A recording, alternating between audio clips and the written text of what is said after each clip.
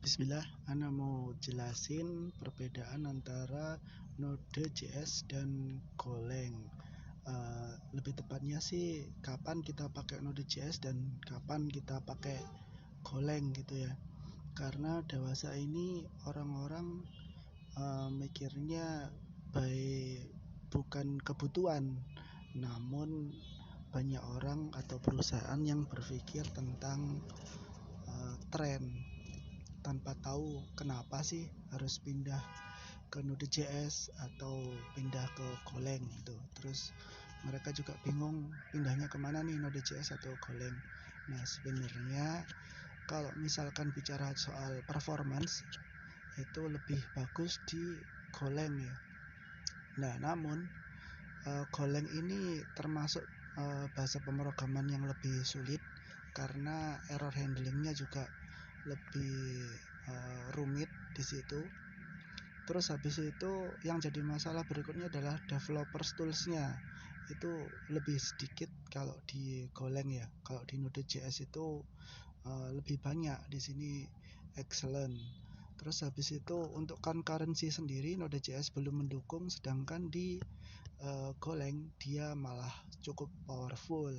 Berikutnya terus kalau misalkan untuk programmer pemula sebenarnya dua-duanya hampir-hampir mirip lah. Jadi kalau kalian baru belajar dan mau terjun jadi programmer bisa dua-duanya. Nah, yang jadi masalah di sini adalah gajinya. Gajinya sih iming-imingnya itu banyakkan Go.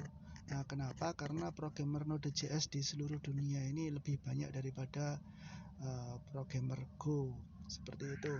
Nah, terus kapan nih kita pakai Golang gitu ya? Berarti jawabannya adalah kalau misalkan kita butuh performance, maksudnya kalau misalkan nih yang akses website kita nih itu udah banyak, ribuan bahkan jutaan. Nah, kalau misalkan kalian cuman yang ngehit program kalian atau API kalian itu hanya beberapa orang saja, itu mendingan pakai Node.js untuk startnya. Jadi bisa dikatakan kalau kapan pakai Node.js itu kalau kalian tidak punya resource yang cukup untuk hire programmer. Kenapa kok gitu? Soalnya Node.js itu dia powerfulnya sebenarnya di front end. Nah, sedangkan kalian bisa hire si programmer yang bisa Node.js di front end, dan kalian bisa tugasi dia juga untuk back end-nya. Bahkan juga tidak menutup kemungkinan kalian bisa kasih tas mereka juga untuk ngerjain mobilenya atau untuk program HP-nya kayak gitu. Sedangkan Go dia lebih fokus di back end-nya. Nah, kalau untuk back end-nya sendiri sebenarnya itu lebih kencengan Go sih.